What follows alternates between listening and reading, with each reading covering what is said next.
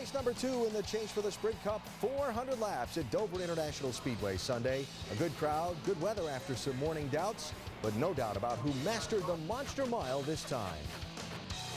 One more time around.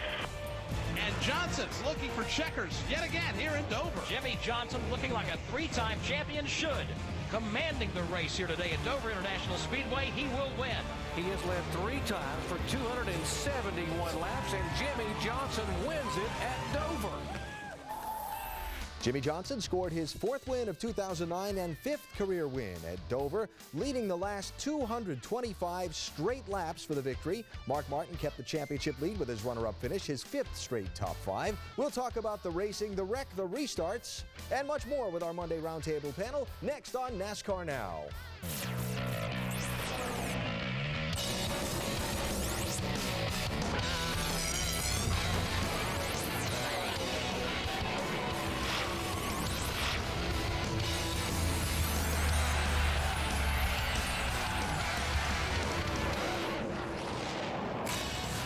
Welcome to NASCAR Now, presented by the Home Depot.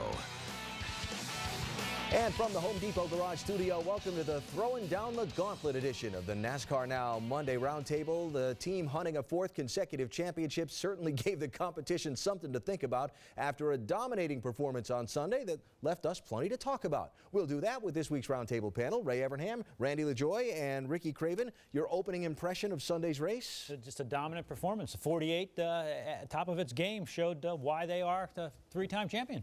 You better bring your A game. You want to compete with Jimmy Johnson and Chad Knaus. Mark Martin, he's still a little bit ahead, though. Just so impressed with how Chad Knaus and Jimmy Johnson communicate. The first stop, they were a little bit behind. It was a perfect adjustment, apparently, because he set sail from there. It was a very impressive performance. And let's start our roundtable discussion with the story of Sunday's race. Jimmy Johnson started on the pole, led until the opening competition caution. At that point, he was shuffled to 5th place by others' pit strategy. We're going to see Ryan Newman, Kurt Busch, and Casey Kane among those who took just 2 tires on this opening pit stop. And a good time to do it. You want to see how your car is going to react to 2 tires, how long the runs are going to come, so a good time to do it. Newman led for about 25 laps, then Busch went by him and led for about 100, through a couple set of pit stops and restarts. Then Johnson, and he locked up in a fight for the lead. Johnson goes by at lap 147. But then they gave back the lead on the pit stops at lap 165. That's about the only hiccup the 48 team had all day. We can excuse him for this one little error, can't we? 6 laps after the restart. That's all they needed, 6 laps. That was the winning pass at lap 176 of 400. Through 5 cautions, 3 pit stops, and 5 restarts, Jimmy Johnson was never headed and rolled the victory lane with his 4th win of the season. I know some teams are motivated by days like this where they don't perform and come back the following week and step up. Some people can affect them in a way where it's helpful. I really don't think about those things. I certainly hope that our performance today scares some people and affects them in a way that benefits us. But I see guys get so worried about what other people think, what other people say, and spend a lot of time in those areas. And that's not what works for me. I tried to play some of those games in 2005 with Tony Stewart, and it didn't work out for me. And since that day, I realized I just need to run my race, put blinders on, don't watch television, don't watch or read any of the trade papers, magazines. Just ignore, and focus on my world and what's going on with my race car. And that's what I'll do through the rest of the chase. Jimmy being the man that he is and what it is that he wants to try to do, which is win races and win championships, he has foregone a lot of the normal pleasures that somebody would have that's been successful in life. There's a lot of people out there that they get to the top, and football players, baseball players, racers for that matter, and they get to the top and then they're like, oh, well, I've made it, and I've got the big house, and I've got a cool plane, and man, let's go party on Monday. And, Jimmy does the opposite. He wakes up Monday morning at 8 o'clock and he goes and gets on the treadmill and he goes to work and he watches what he eats. And if you want to win races in this industry in today's day and age, you have to give that type of commitment. And if you don't, you're not going to win. With his win, Jimmy Johnson tied Bill Elliott for 14th on the list of active Sprint Cup race winners. Of Jimmy's 44 victories, 15 have come in the chase, just over 1/3 of his career wins. I like what Jimmy had to say there. Maybe our win scares some people. You think it does? Oh, I think there's something to it. You know, I mean, the numbers don't lie. 3 consecutive championships, and I think for some of these chase contenders, getting off to a strong start was critical. And watching the 48 team get off to that strong start sort of works against them. But I love the way he described managing the distractions. That's something that every race car driver can learn from him, managing the distractions. And it was great to hear Chad Knaus talk about Jimmy Johnson like that, because as we talk about rules, and we talk about, you can make all the rules you want about the equipment, but you can't make rules on desire and talent. And the man who said that, Chad Knaus, is the same way as Jimmy Johnson. They win a race, he wakes up early on Monday morning, he's worried about what they're going to do next, and the rest of the team is that way. It trickles down through the leadership. So they're just a great team, highly motivated. You look at consistency. Jimmy Johnson never varied. That race car was on the same line darn near all day long. When the track rubbered up, he said he moved his line about 1.5 feet. He said at the end of the race, he was just connecting the dots through the corner. He knows where he wanted that race car. It stayed there. He drove it there. That's why they are kicking butt. And I think for those of us that have never driven a race car, it's hard to overstate, or it's easy to understate, hard to overstate the concentration that it takes to connect the dots lap after lap after lap in that race car. At 150 miles an hour. Yeah. You know, I mean, yes, you get into your zone. You get in, especially at Dover. You drive into the corner. It's almost like going into a jump going into these corners, which is fun, you know, but you got that race car within 2 foot. And you could feel a difference. 6 inches, you could feel a difference what that line makes a race car. You could kill the right front tire, or you can hurt the right rear tire. It matters, and Jimmy is one of the best that we've got. Fun in a twisted sort of way. The pit crew, flawless all day. When they had the lead, they came down pit road, they kept the lead. They had the one stop that was slow, and we saw on the TV broadcast afterward, Chad Knaus come down off the pit box, and he was talking to the rear tire changer. What's a crew chief saying in a situation like that? Well, some crew chiefs are screaming and yelling, hey guys, we got to have a better stop, and that does nothing but demotivate them and make them nervous. Chad is a very Lombardi-esque type coach. He pulled the guy aside. If you pat him on the back, it's a new guy subbing for somebody that's hurt. Say, look, all right, man, pull it together. Here's what we got to work on. You know, the guys respect him for that. It gave him some support, built the guy's confidence back up. Boom, they were flawless again all day. Yeah, it's obviously one dimension of winning a championship, but it doesn't hurt having won 3. And I think, again, that these guys all have reference. And having done it, and Ray, you can speak to this, having done it is a whole lot better than believing you can do it. You know, these guys can feed off of that. Yeah. How, in this age of parity, right, everybody's got the same stuff. The rules for the car, it's a pretty tight box. So how in this age of parity does a car dominate a race like that where he leads the whole second half of the race? You can say we all have the same equipment, but you don't have all the same people. You don't have the dedication. Are those guys as dedicated as Jimmy Johnson that Chad says? Are they as dedicated like Chad, like Jimmy says? Man, that's where you got to watch it. And also, you know, the driver has to understand the strengths and weaknesses. Jimmy Johnson described to me a little while back how the car was so sensitive. One way or the other, just a little bit throws you off your game. For a driver to know what he needs, that allows him to give the feedback to the crew chief. The crew chief can then adjust the car because the information means something. Some drivers can do that. Some drivers think they know what they need, and some drivers don't have any idea what they need, and that's why you see a separation in talent. And Jimmy Johnson and Chad Knaus is the key. I agree, and as I said before, you can make all the rules you want of the equipment, but you cannot make the rules about talent and determination. These guys have got what I call a group IQ. They work together, they play to their strengths, they play to their weaknesses, their whole is greater than some of the parts, if you will. They are a strong, strong team. And there's no I in team, and and all those, we won't start with that. How about our Sports Nation poll question today? What we want to know is who you think the favorite is to win the Sprint Cup after these first 2 races. Now, I know it's early, but why not? It's fun to kick around, right? Log on to ESPN.com's NASCAR page and give a vote. Still to come, keeping pace, Mark Martin and Juan Pablo Montoya and the other chasers who had great days on the Monster Mile. We'll talk about it in a minute. And not keeping pace, the difficult day Denny Hamlin had and how much ground it cost him in the points. Plus, the most difficult day of all at Dover when the monster made a mess of Joey Logano's car. That and more still to come on the NASCAR Now Monday Roundtable. That was the wildest ride I've ever been on. You can't go on a roller coaster any worse than that.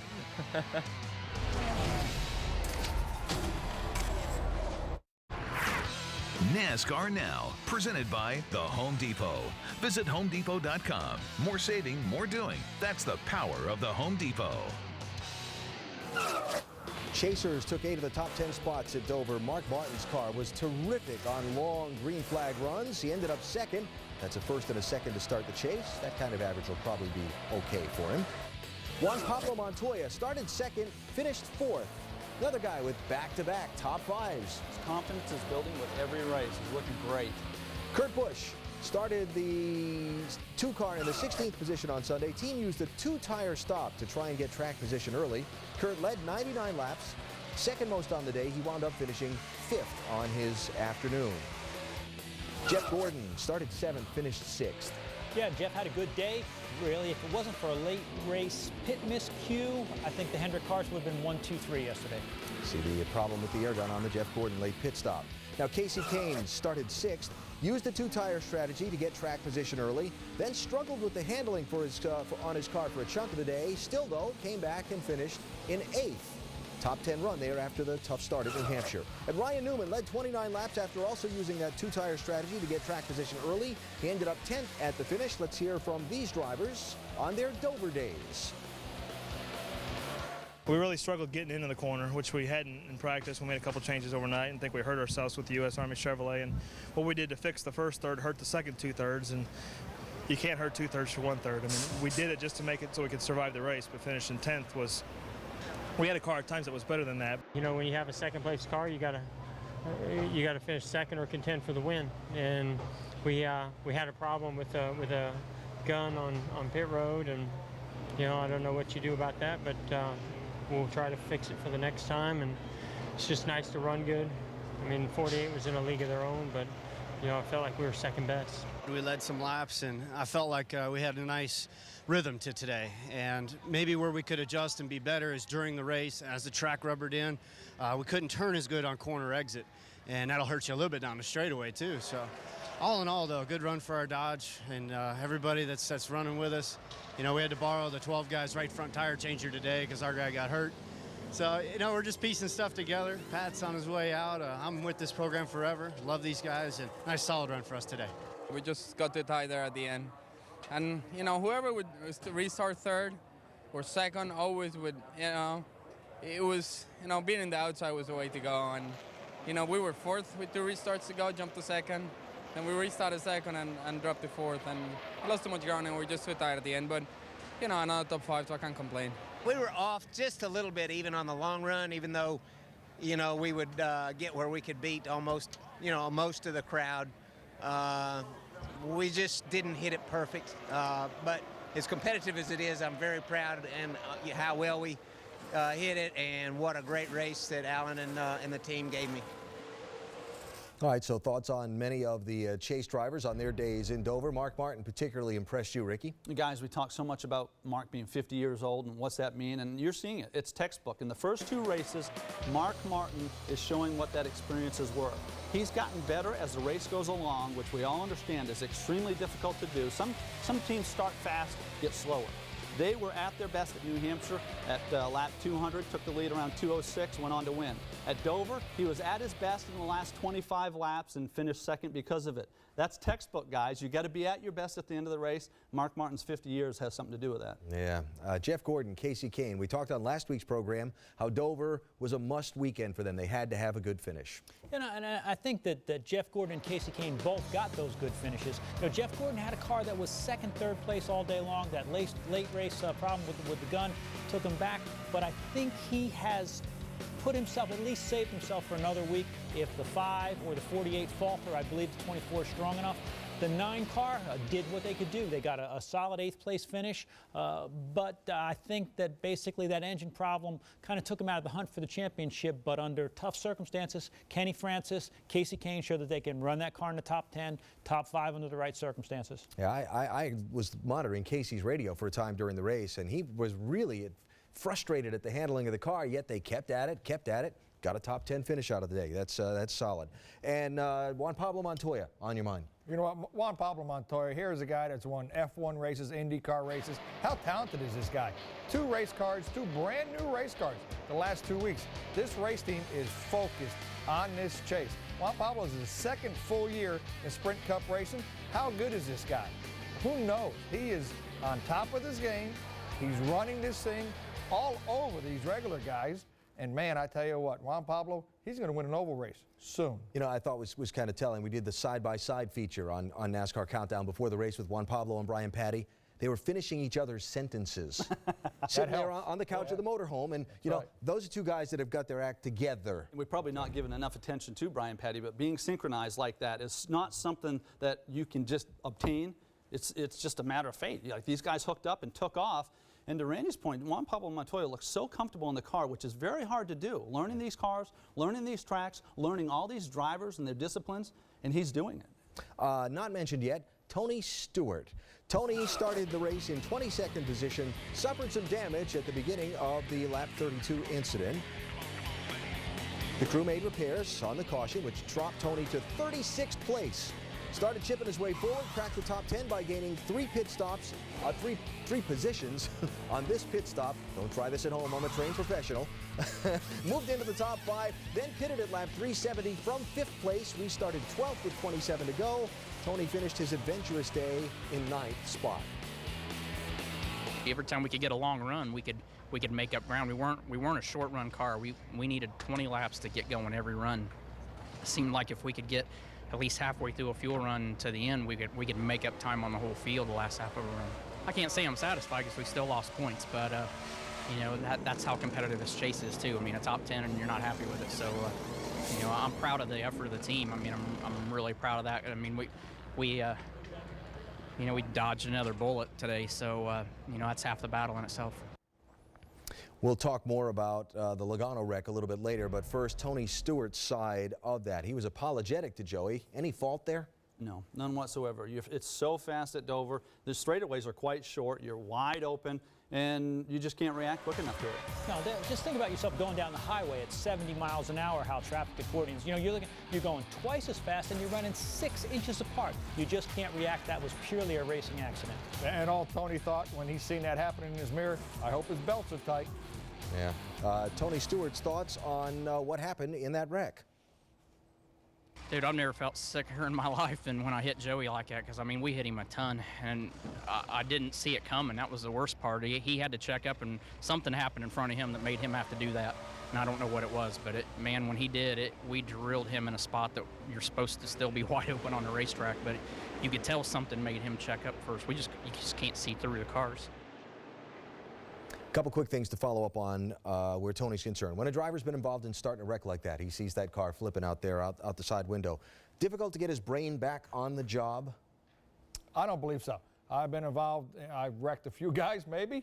You know, Todd Bodine at Talladega. Let's not open that door. I wrecked Todd, and you know, like I says, I hope your belts are tight. You don't plan on wrecking a guy. You just hope he's okay. Once you hear they're okay, you got another task at hand. You got a race to complete. Yeah, but Randy, I think it takes a few laps, and particularly for this reason. You got cautions. Well, because the red flag compounds the situation. You know it's bad if there's a red flag, and you have so much time to think about it, as opposed to being under caution, probably coming down pit road, you're occupied. When you sit there under red flag conditions, you think and think and think, and you don't resolve much. How about the job Tony's team did in repairing the damage to that car and getting him back in the hunt? I think they did a great job all day long. Obviously, the car was tore up a little bit in the nose, tore up in the back. Don't know if that affected it, but what I did think affected them, they spent so much time in the back of the pack coming through, worked their way up slowly, that they ran out of time, because when they got to the fast cars in the front, a little bit cleaner air, their car probably needed a little bit of a different adjustment, and they never got time to do it. Speaking of time on pit road, Darian Grubb made the call to bring Tony Stewart to the pits with 30 laps to go. From 5th place, dropped them back to 12th. They wound up finishing 9th, doing what we do best, which is second-guessing. The right call, not the right call. I think it was the right call. You know, they both discussed they couldn't make any more forward progress. 5th was as far as they were going. Tony knew that guys behind him were going to pit too. What he probably didn't count on is that many guys doing 2 tires and hurting on track position. And now with the double file restarts, when you pit, you get closer to the leader. So I would say it was the right call for their car. You know, that's a call that you don't never know is going to work out for your benefit. It's like going into a toll booth and you see a ton of lanes and you pick one, it doesn't go nowhere. It can work out for your double file restart. It's going to help you or hurt you. You got to be able to get by these guys very quickly. And I'm going to add to that something that we're going to talk about for the next 8 weeks is you look up, you see Jimmie Johnson dominating the race, and you say, look, we got to win this thing. You know, 6th, 7th, 8th might not be good enough. Yep. The worst day at Dover among chase drivers was Denny Hamlin's. He started 13th, had contact on pit road at lap 86 at a pit stop. I don't know if this was significant enough or not, but had the contact on pit road, and in the next run of the race, started falling back and worked his way all the way back to 20th spot by lap 142. And it got worse from there. Got lapped at lap 252, got lapped again at lap 316. Hamlin wound up finishing 22nd on the day, 3 laps behind the leader. We definitely came out here thinking we could win the race just like any other weekend. But you know, it's just as soon as the green flag fell, I knew we were in trouble. It's just, you know, the tire that we had was so loose that you had to overcompensate so much with the chassis that just didn't make for good racing, at least from my standpoint. So let's look at the chase for the Sprint Cup standings after 2 of 10 races. Mark Martin still leading, up a mere 10 points on Jimmie Johnson. Juan Pablo Montoya 65 behind in 3rd.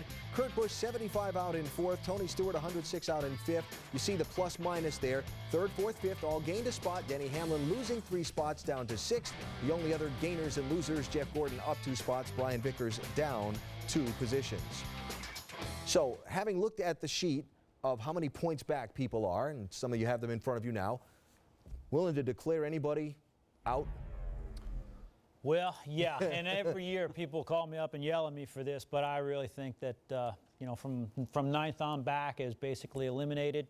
I think that there are guys with a shot. As I said, I believe that this is a Hendrick championship, and if the 48 and the 5 falter, the only guy that's probably got a real shot with momentum right now looks like the 24 car. I'm going to move it up. I'm saying the top 5 have a chance, and the outside guy, Jeff Gordon. He's performed well. The team's performed well. They had a 2nd place car, he believes, this week. Jeff Gordon is going to make a run in this thing. I'm not going to eliminate anybody because I have such high respect for these guys making the chase, but I'll say this, that Denny Hamlin said something, and I read a quote this morning about the race starts, I knew I was in trouble. That's a sign of weakness, in my opinion. You know, this is a mental game. Jimmie Johnson doesn't have that. You can't do that. Everybody has to be mentally strong, physically strong. And I look at basically 6 on back, Denny on back, and I see a little bit of weakness. And you watch Jimmie Johnson, the way he's running, everybody's concerned about it. They have to be. Absolutely. Still to come on the NASCAR Now Monday Roundtable, how the leaders kept up with the ever-changing track conditions throughout Sunday's race. Little rain, little sticky tire, made a handful for some people to keep up with. Plus, we will follow up on Joey Logano's terrible tumble at Dover. How's he doing on this Monday? Joey Logano is around, spins down to the inside of the racetrack, over, wheel barreling, now down the back straightaway, end over end, side over side. Welcome back to NASCAR Now, presented by the Home Depot. Joey Logano is around, spins down to the inside of the racetrack, over, wheel barreling, now down the back straightaway, end over end, side over side. Joey Logano goes for a wild tumble in turn 3 here at Dover. Just really scared the heck out of me. That's pretty much what the biggest thing was. I was fine the whole time. It's just not 100% sure what happened. Spotter was clearing me low. I got down there, and then they checked up getting into the corner, and looked like I got tagged from behind. I'm not really sure. I haven't seen a replay yet. I'm not sure I want to see a replay, but it seemed like it started rolling, and I was in there like, please make this thing stop. And it wouldn't, and it just kept going and going. But I was fine. It goes to show how safe these cars are. That was the wildest ride I've ever been on. You can't go on a roller coaster any worse than that. I'm fine. No, I'm not even sore, which is really surprising after all that. And I'm just happy it landed on its wheels. When I was on my side, that's when I was getting worried for a minute. But it came back down. Thank God. The good Lord was with me on that one. That terrible wreck that sent Joey Logano tumbling some 8 times across turns 3 and 4 of the Dover racetrack on Sunday certainly was frightening to watch. Fortunately, as we all saw, Joey was basically uninjured. Randy, you talked with him on this Monday. How's he doing? Yes, I did. I talked to Joey this morning. Like a typical teenager, he was still in bed. He said his neck was a little sore, but then again, he has a giraffe neck. His neck is longer than everybody's. But he says that he was a little bit sore, like he got beat up, but he didn't get beat up. He says, I got a little headache. He goes, my dad told me that's a hangover. That's why I shouldn't drink. He says the worst part was when he was upside down, still on the left side, looked around the car, the roof was collapsed on the right side, the dashboard was tore up, it flopped back on its wheels. He said, okay, I can get out of this thing now. He said, I looked at the car, and old Sliced Bread said, man, my car's toast. You know, I've been going to Dover for a long time, over 24 years, and I've never seen a car tumble like that at Dover. A lot of hard, vicious hits, but I don't ever recall seeing one tumble like that. Any theories? Yeah, well, it went up the banking and started to climb the wall with the right front. And if you look, if we see that replay again, as the 43 comes in, the right front tire of the 20 actually climbs up the 43, makes it like a ramp. As he goes up there, watch it climb up the front of the 43, and the 43 is actually pushing it over, and that starts it rolling. Now it's rolling down, 25, 26 degrees of banking and just continues to roll down that hill. And it wasn't really hitting hard, kept it rolling. In a way, those things maybe helped Joey from being sore or beat up, because even though it was rolling and even though it was scary, it wasn't really hitting hard. Yeah. Now, I've never flipped a race car. All three of you have. What's it like being inside one of those things? Well, first off, if you get the chance, don't. Because there's no future in it. But, you know, unfortunately, I guess I am an expert at this, and it's hard for the family, first of all, for Joey's dad and mom. You know, my situation here at Talladega. That's Ricky in the 41, by the way. Yeah, what's left of it. And honestly, guys, and I described it earlier, it seems like an eternity. Ray is right. Every impact takes some energy. That's a good thing. My Texas wreck certainly hurt me worse than this, but a couple fractured vertebrae. And what happens is, when this is unfolding, you don't have any idea when it's over. You think it's over, another impact. You think it's over, another impact. You're concerned about getting hit by another car, and you're concerned about fire, because those things compound the situation. But again, it's so hard for the family. And when you watch it, it's always worse than it might have felt. You know, of course, if you're unconscious, you don't remember it. But it's the good thing here is that Joey walked away from it, and I think he'll be able to rebound very quickly. Got to do equal time. We showed Ricky's wreck. We got to show Randy's too. You're not going to get away with this one very easily, LaJoy. First time ever at Daytona, they said, just hold it wide open. Okay. I haven't just lifted young and yet. foolish, right? That was the big impact. I used to be like 6'8". Now I'm a lot shorter. Yeah. But that, you know, maybe still hurts. You know, that's a wreck that, you know, NASCAR says, hey, as long as you're around, you can bring that seat, because that seat held me in. I had a concussion. Maybe that's why I might be just a little bit off. But, you know, that's like Ricky says, it takes a long time. It goes into slow motion. And I learned long ago, my dad says, don't never let go of the steering wheel. And I clenched my steering wheel as hard as I could. Now, you're involved, obviously, in the safety side of the sport now. Crew chief, car builder. When you take something like that back home, what was left of Logano's car, what are you looking for? Well, NASCAR's going to take that car back to the tech center, and they're going to totally inspect it, front bumper to back bumper. They're going to have other race teams come and look at it. Because if there's something that the race teams could figure out how to be better the next time, that's what it's all about. Yeah, and when we would get a car home after a wreck like that, obviously the first things that you look at are the seats and make sure all your driver things held up. But you look around the car to make sure nothing was coming loose. What took the hardest hit? Did it move? Did it not move? Because I always told our guys I never wanted a driver to get out of one of our cars with a bruise that he didn't have to have. So what were the things that were close around him that could have caused a problem? And again, fortunate to hear that Joey's in good humor on this Monday and that everything was okay, but certainly spectacular on Sunday at the Monster Mile. Up next, champion crew chief 3 straight times and bidding for a 4th. Chad Knaus, who led Sunday's winning Dover effort, joins us on the NASCAR Now Monday Roundtable.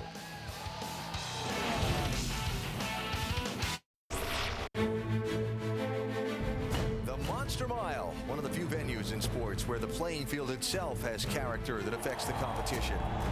Jimmy Johnson locked in the pole. He's number 2 in the point standings for the chase, and Dover's been good and bad for Jimmy.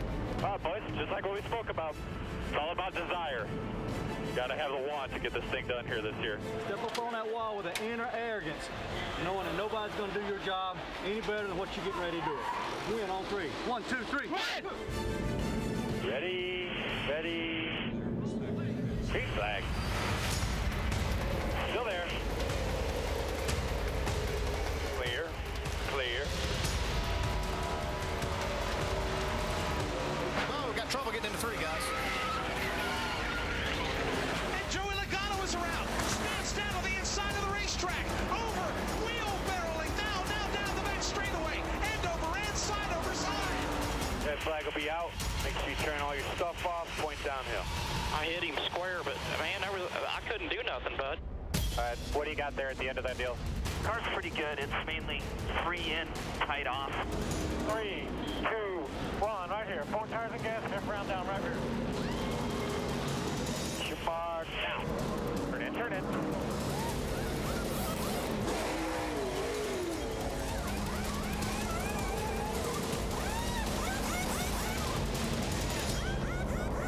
You ready?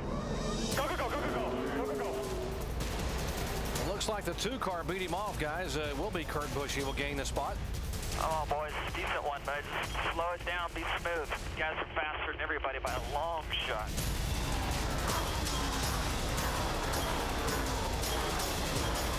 Diving to the inside comes Johnson. It's again wheel to wheel for the top spot. That's so nice. New leader, 48. 3-time reigning champion Jimmy Johnson is on cruise right now here at Dover, Delaware. This baby is flying right now. 2.6-second lead he has over Jeff Gordon. If we get spread out here a little bit away from the pack, try to help the 24. They're right on his tail though still. Preparation, talent, chemistry, all coming together when you have to stand up and be counted here in the chase for the NASCAR Sprint Cup. And here today, he has led 3 times for 271 laps, and Jimmy Johnson wins it at Dover. Oh, nice work, Johnson. Nice work. Good job, boys. That's right, boys. Maximum points. Thank you. Jimmy Johnson looking like a 3-time champion should. Commanding the race here today at Dover International Speedway. Jimmy Johnson and his team owned the Monster Mile this season, leading 569 of a possible 800 laps at Dover. The 48 not only won both races, but they did it in 2 very different manners, having to rally late to pass Tony Stewart and Greg Biffle in May, while leading the entire second half of the race this time. The winning crew chief from Sunday, 3-time consecutive defending champion crew chief Chad Knaus joins us now to talk about his win. Chad, thank you for the time and congratulations. I'm curious, first out of the box, how difficult a race it was as far as keeping up with changing track conditions. Was it a challenging day from on top of the pit box? Yeah, it really was. I think if you go and you look at the track condition when we started the race, it was basically white. You know, they used to call that track White Lightning, and it was completely clean. There was no rubber on it. And then shoot, by the time we got to about lap 75 to 100, there was a definite, distinct groove of where the cars were running. You could see how black the racetrack was. But the thing that was kind of unique was very, very similar to what we see at Martinsville. When the caution flags came out and the cars rode around there on the hot tires, actually picked the rubber back up off the racetrack, and then as they went back under green again, it would start to lay down more rubber. So the track really changed a lot, even in between their fuel runs. Chad, Randy LaJoy, congratulations. Saturday night, Thanks, Jimmy Randy. wasn't all that happy with the race car. You, him, and the engineer got together, and you guys tossed a lot of stuff off of each other. You hit on something, he goes, man, it made my stomach feel good, and he knew 5 laps into that race, you made the right adjustments. How many times do you guys do that during the course of the year? I hope 8 more, to be honest with you. I really do. But, you know, that's the one thing that we've got and we do a very good job of, I feel, company-wide at Hendrick Motorsports is debriefing with our drivers and really breaking things down. And, you know, Jimmy's more than accommodating whenever it is that we need to try to talk to him or schedule time. And we got together with Greg Ives and Peter Michelle and myself and Jimmy, and we figured out what it was that we wanted to do, or we talked about it, and then we kind of broke apart. And I called Jimmy a little bit later in the evening. I said, man, I think we got something that's really going to make this thing work. And he's, oh, man, I can definitely feel that in the seat of my pants. I think that's what we need. So we went with it, and it definitely worked for us on Sunday. Mr. Knaus, Ray Evernham here. Hey, a sporty jacket you've got on there, and congratulations for a great job again on Sunday. Let me ask you a question. Going now the next 8 races, do you run proven equipment, or are you going to bring some new stuff out? No, we don't typically do that come chase time. We try to go through and validate our cars pre-chase, at least get 1 race on them, make sure it's, you know, just working properly, kind of get the bugs out of it, make sure there's no electrical problems, no oil leaks, make sure the car's traveling properly, make sure just there's nothing wrong with it. So all the cars that we'll be running in the chase are tried and true and proven. I think this car that we ran in Dover, I think is probably going to run a couple more times. I know we're going to definitely take it to Lowe's Motor Speedway, which is going to be a great venue for us. And the car that we're running in Martinsville is the same car that we ran at Loud, New Hampshire, and it won Martinsville in the spring. So we've got some good bullets lined up and ready to go. Chad, Ricky Craven, outstanding job this weekend. And you touched on this question I'm going to ask you, but I want you to expand on it a little bit because I'm curious. 3 championships comes with some problems. It creates a little bit of difficulty in getting time. You said that Jimmy always gives you that time. How difficult is it today compared to 3 years ago getting together with Jimmy and organizing the time between the two of you? It is a lot tougher, Ricky, and you nailed it. I mean, after you see what Jimmy's got to go through with his obligations to NASCAR, to the sponsors, to Hendrick Motorsports as a whole, his time is a little bit more limited than what it was. But first and foremost, in all of our careers, racing is the most important thing, or all of our lives. You know, that's what is our bread and butter. That's what it's all about. It's about going out there and getting the trophy, and we're definitely going to continue to do that. I think that if you go and you look at how much time Jimmy allots and actually dedicates to racing, whether it's working out or debriefing with the team or actually being in the car, it's probably more than just about every other driver out there. Chad, final thought before we let you go. What are you thinking about looking ahead to Kansas? Man, I can't wait to get out there. I'm really excited about it. We've got a fantastic race car that we're taking out there. We're sponsored by Cobalt Tools this weekend, and I'm really looking forward to it. It's a great racetrack. I love getting out there. It's it's a sister track to what we had in Chicago.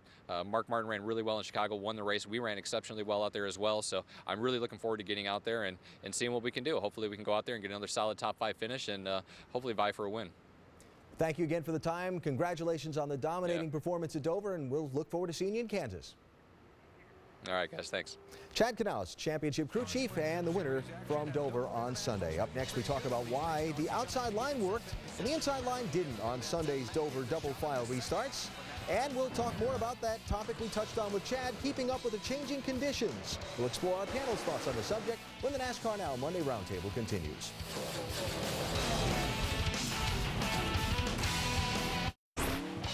Welcome back to NASCAR Now, presented by the Home Depot. Back to talking about Sunday's Dover race. We touched on it with Chad Canales earlier about the new tire Goodyear brought to the race and the changing track conditions throughout the day. Heavy rain overnight Saturday night into Sunday morning. Track is pretty well green when the race starts, but it rubbers in, and eventually we see a line of rubber build up around the turns. And through all this, a crew chief's got to take his driver's feedback and adjust on the car and keep him up on the game. And watch the sun in the clouds. I used to love this part. When that rubber got down, it would change. You know, if you rubber's like tar, and as Goodyear puts more petroleum back in the tire to put the rubber down, which helps with the wear, it also changes as the temperature changes, and it makes the track sticky or not sticky depending on what's going on. I used to love to play that game. You'd have to read that rubber. Did you see anything unusual or out of the ordinary in the conditions at Dover on Sunday? Rubber built up fast, Alan, and when that happens, and it goes back to Martinsville, that's the greatest reference I have, it changes the dynamic of the car. If you got a lot of wheel in the car and you don't adjust your line, and you hit that rubber build-up, pulls you loose, you could give some bad feedback to your crew chief. When that happens, you take a car running 5th, he goes to 10th after the stop and can't understand why. But Tony Stewart described it perfectly. He adjusts his line to stagger the groove, the build-up. And Jimmy Johnson commented on it. It's something you have to do as a race car driver. That's something that race car drivers also have to do. You're either going to like the place or you're not going to like the place. If you get in your head that the tires aren't no good, you're beat. Ricky, I beat you at Dover. I found some grip on the bottom of the racetrack. I changed my line. I put the left side tires darn near on the apron, and I was able to sneak by you. And that was the line that I had to hit in order to come off the corner. Too late now, huh? You mentioned the word stagger, Ricky. Some of the drivers were discussing the new Goodyear tire had more stagger.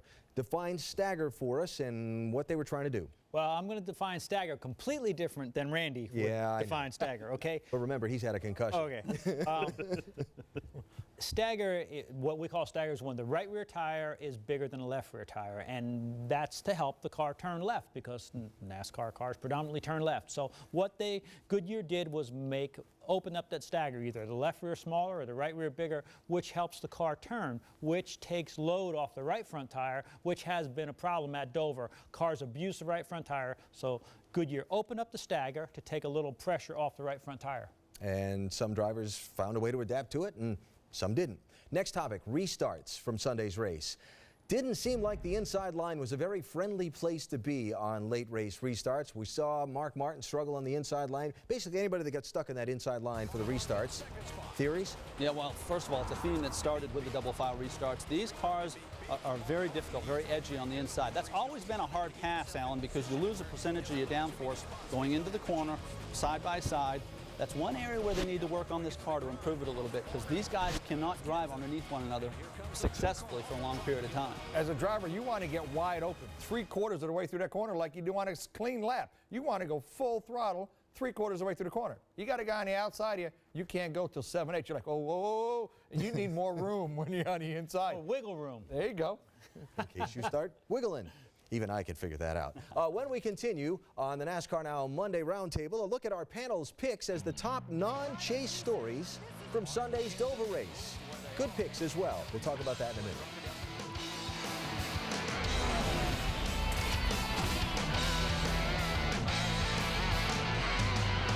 The all-new World Series of Poker continues on ESPN. Tuesday night, be there for the drama of the flop, the turn, and the river. And that has nothing to do with Joey Logano's day at Dover on Sunday. The 2009 World Series of Poker, presented by Jack Link's Beef Jerky on ESPN, all new Tuesdays at 8 and 9 Eastern. Let's talk about the top non-chaser stories from Sunday's Dover race. How about Matt Kenseth? Started 23rd, ran all the way up to 3rd, just his 3rd top 5 finish since winning the opening 2 races of the year. You know, I mean, it's good to get a little momentum, but we still got to keep working really hard. I mean, this is the last 4 or 5 years been our best track on the circuit, really. So if we didn't run good here, I'd be even more worried. But it was a step in the right direction. We were really consistent on pit road today. We were able to adjust our car and actually make it better during the race, which is something we haven't been able to do. So there's a good run for us. We really needed that.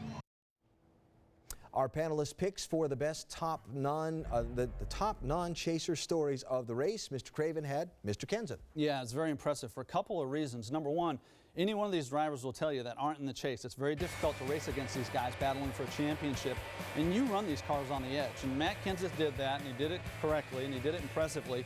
Also, it's a great track for him. He has a lot of confidence. He ran well enough there where he can help his teammates going forward. I was surprised that Greg Biffle and Carl Edwards didn't equal his effort. And I think, and Carl Edwards made the point, because of Matt Kenseth's run, we can feed off of what he did, and that might be the only shot those two have. Yeah, great run for Matt Kenseth. Who are you thinking? I think Clint Boyer. You know, I think that starting in the back, going all the way back, he and Shane Wilson made a good call, come in on the first pit stop, take 2 tires, get back up to track position. Clint, at Richard Childress Racing, they have not had a lot to cheer about lately. He stepped up, he and Shane both got a good solid top 10 finish for that company. They needed it to propel them and going into the next season. Some bad news this week about not having a sponsorship for the 07 car. Again, a good job by Clint and Shane and that 33 team, giving the RCR something to rally around. And a great run there for Mr. Boyer all afternoon. Who are you thinking? I was thinking A.J. Allmendinger. A.J. Allmendinger, he was one of the guys that did the tire test there. And, you know, there's 2 ways when you do a tire test. You can go there and you can just make laps, or you can go there and you could get smarter. You can feel the car. You can feel the racetrack. There's a lot of things you can do in a tire test, even though it's just for tires. You're not messing with the race car. You can learn as a driver a lot. And his education, obviously that tire test, has definitely helped in that situation. Dover, good runs for Allmendinger, Boyer, even though he got shuffled out in the last strategy thing for Boyer anyway, and Matt Kenseth with a top 5 finish. So our thoughts on some of the non-chaser performances from Sunday. Up next, highlights and results of other NASCAR touring events on the weekend, including the Who Did Who Wrong from Saturday's Nationwide Series event. He has no idea how to race. He thinks he's in there if he drives in 20 car lengths deeper to get his nose in there. He's not.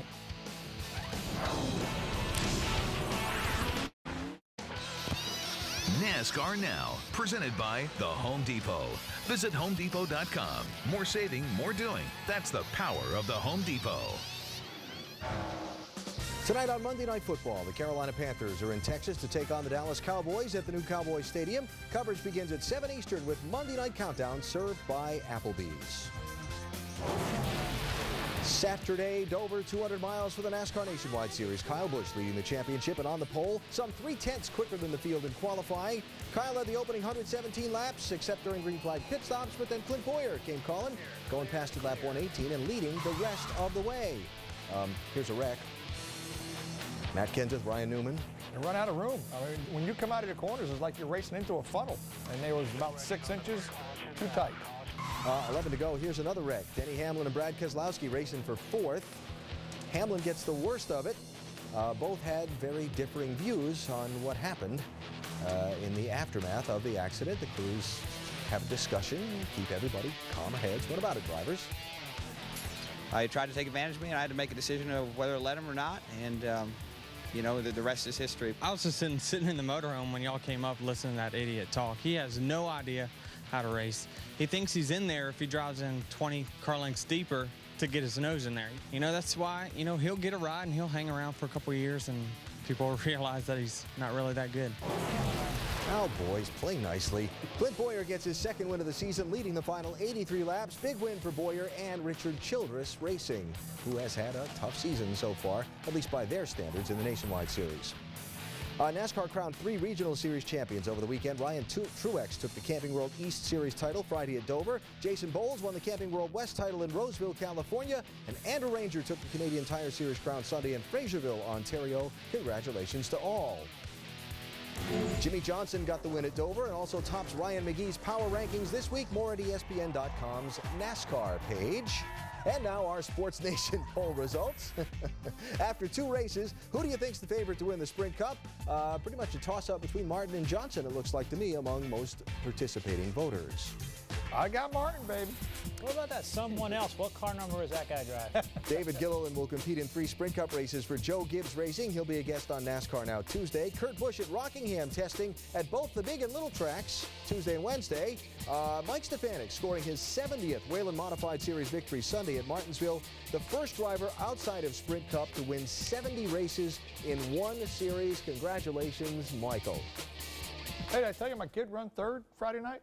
I figured you were about to. Okay, that's right. In the Camping World East Series race at Dover. On his 18th birthday. How cool was that? Congratulations. Cool. It was pretty cool for Dad, too, Yes, wasn't it was. I was spotting up there. Got way too much sun. At least that's what the girls in makeup told me. Yeah. They said, don't they have these things called hats? Yeah, that's I exciting. said, yeah, okay. Very exciting. Yes. Final thoughts? Well, my final thoughts are Jimmy Johnson. I'm kind of preoccupied with the fact that he's gotten off to such a great start. Of the 8 races left, 4 of them are 1.5-mile tracks. He has the best average. If I'm thinking about it, I wonder how many of the other guys might be thinking about it because it's a pretty big start. And great to see Mike Stefanik's name up there again. And one of the short track racers, you know, that this stuff is built on, that is probably one of the most incredible guys, winning record that's not made it to Cup. Great to see him win again. It was. By the way, Stephen Wallace won the Bobby Isaac 200 at Hickory on Sunday. All right. Said he dominated the field in that car Rusty ran in the Legends race at Bristol. Which is not the one that I wrecked, or that Andy wrecked me in. It's a different car. You did get wrecked. Car. I seen that. No, Andy wrecked me. I didn't just wreck. I didn't just wreck. Got wrecked. Blame it on the crew chief. No, it was easier to blame it on Andy than the booth. All right, got about a half a minute left. Quick thought on Kansas for next Sunday. Again, I still say it's going to be horsepower and aerodynamics, and I'm looking the Hendrick cars are going to be strong there. I'm saying JPM is going to win on an oval track. I'm saying Mark Martin was outstanding at Chicago. Similarity to Kansas. Watch Mark Martin, Jim Johnson. All right, so that is our Dover wrap-up for this NASCAR Now Monday Roundtable. Keep up on all the NASCAR news throughout the week right here on NASCAR Now. Thanks for watching. See you from Kansas.